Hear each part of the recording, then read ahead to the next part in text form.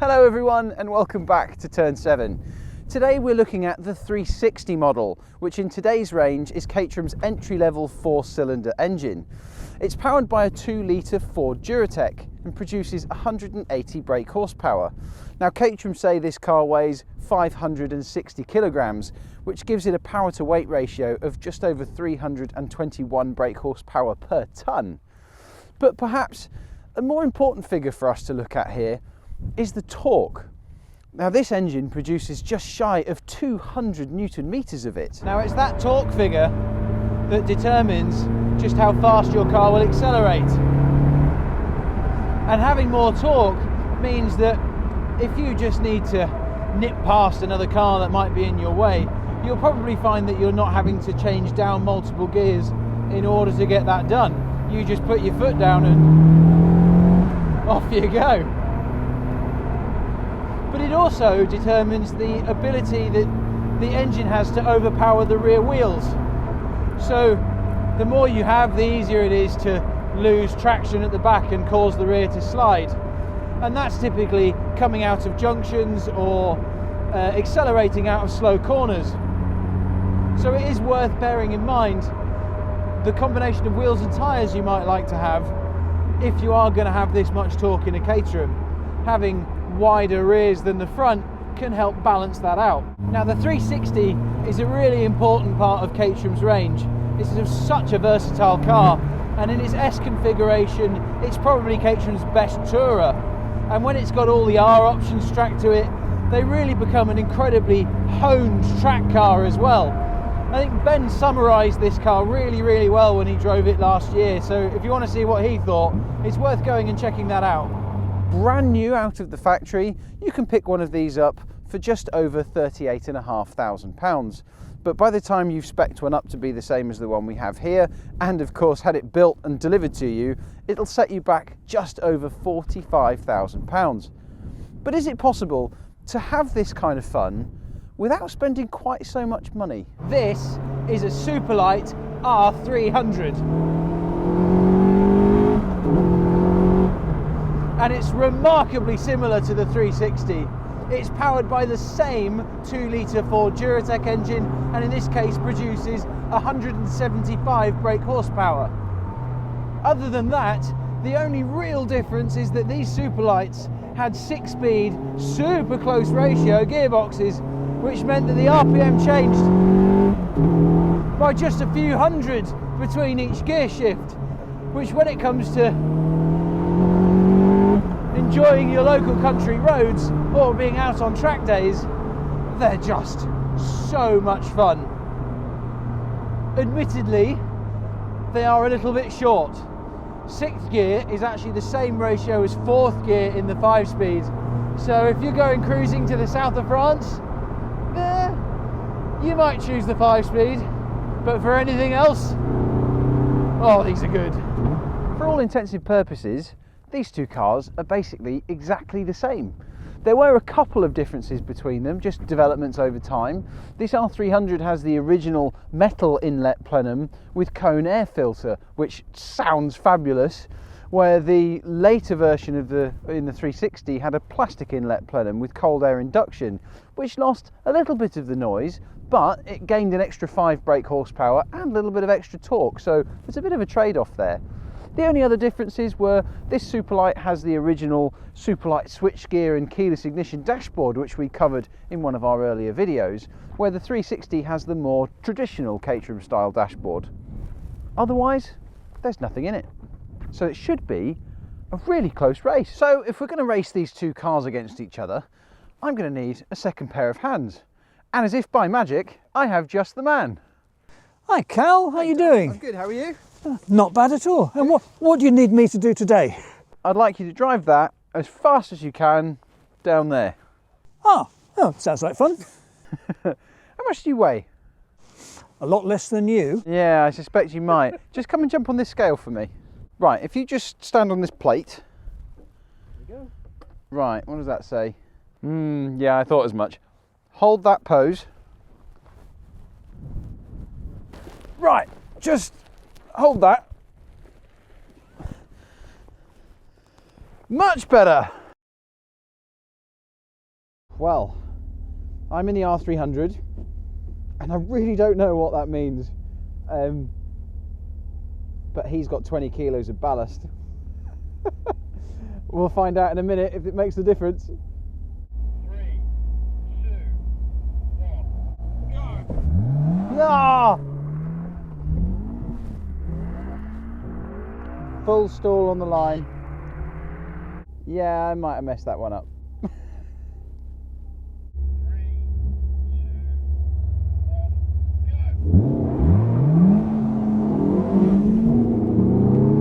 Oh, he's done me.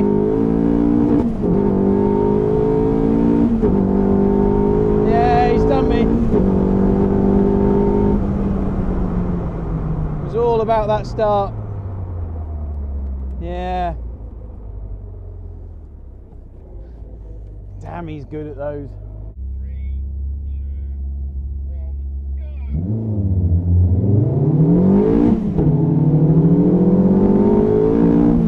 Oh, it's close this time. Ah! Oh, it was close. It was close.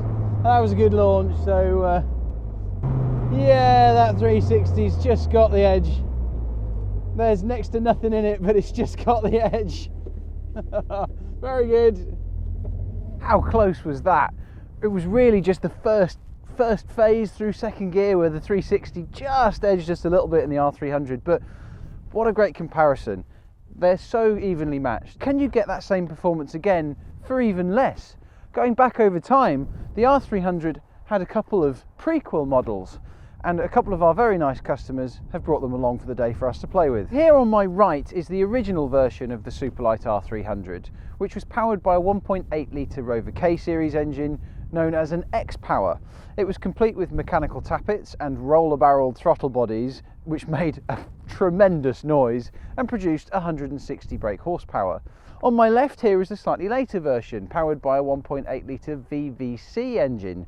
This was introduced for the European markets to cut down on emissions and was then later rolled out in the UK market.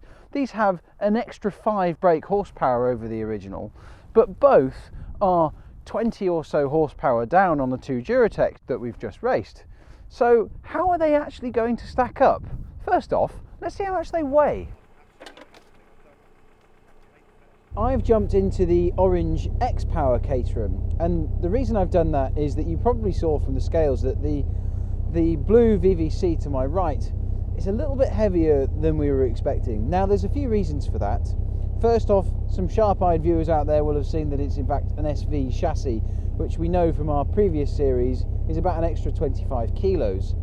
It also is here with a full tank of fuel, which can't be helped, but that's probably added another 20 kilos or so. And then it's also got a spare wheel and carrier on the back. So this is a K series, 6-speed gearbox, and yeah, we've got a bit of a weight disadvantage against the Superlight next to us, but maybe it's got a limited slip diff, maybe a bit of careful use of the throttle, and let's see if I can finish a little bit ahead of my small son next to me. We'll give it a go. You okay?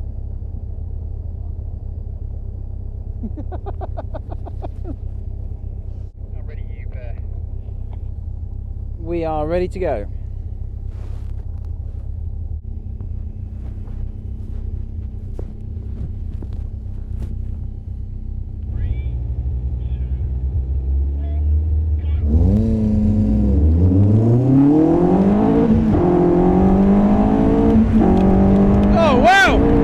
Really close!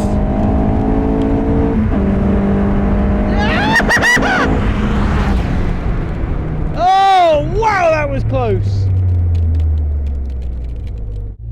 Okay, 3, 2, 1, go!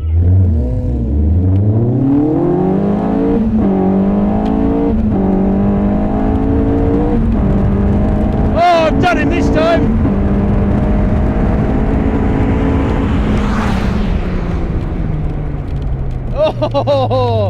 Oh yes, into the dust. Literally into the dust. I do love these R300s. These X-Power roller barreled versions. Oh, they're just fantastic. How close was that? Just about the X-Power edged the VVC, but I mean, with the weight difference, I'm surprised. So yeah, nothing in it. So it seems only right that we should test the two winners against each other. Now this should be really interesting. There's 15 years between these two cars, and you know what? It's anyone's game. They've both achieved 97 miles an hour in the speed trap at the end of our quarter mile in their previous races. So this should be a dead heat. My money's on the K series.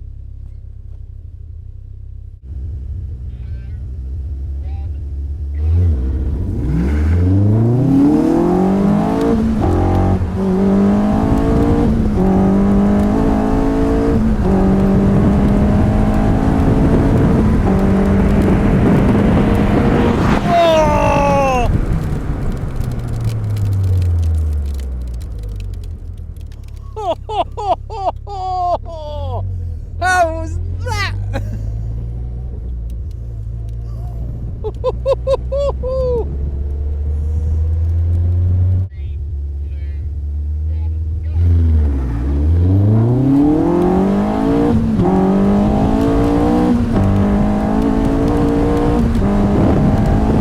No, he's coming back!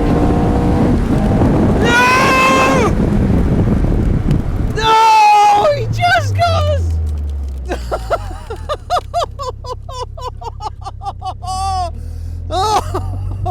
Once again, the K series gets off the line, and that Duratec just comes back. Oh well, I don't know. I don't think we could have done much more than that. We'll have one more go and see if we can beat that 360. That's twice we've got clear of it off the line, and that torquey, powerful Duratec engine, that extra 20 horsepower, is just making the difference at the moment. 3, 2, 1,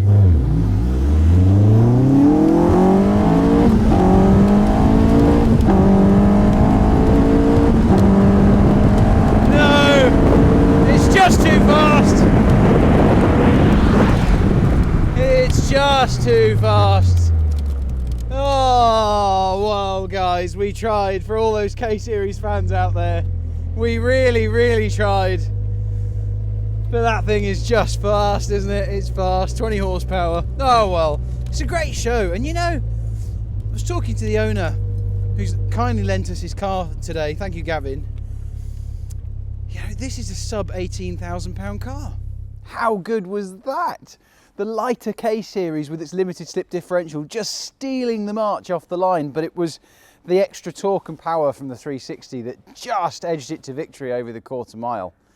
But how does that power and performance stack up against the world of modern day sports cars? To find out, our neighbour Adam from Autothentic, a luxury car dealer, has brought along an AMG GT with over 470 brake horsepower to compare. 3, 2, 1, go!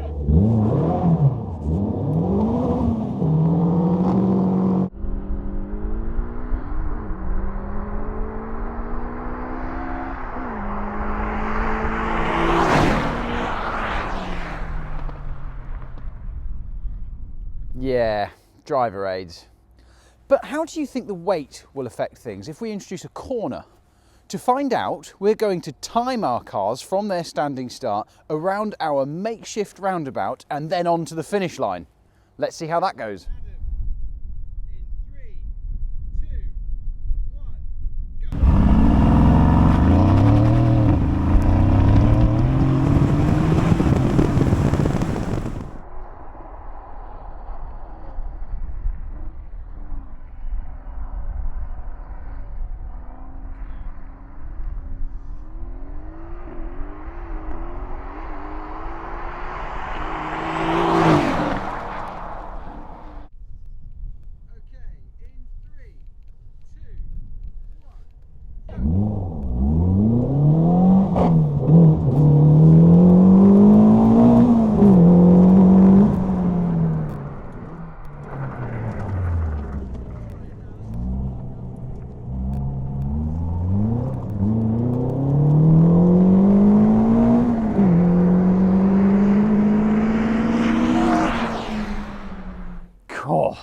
That was close, wasn't it? I mean, we thought it would be close, but I didn't think it was going to be that close.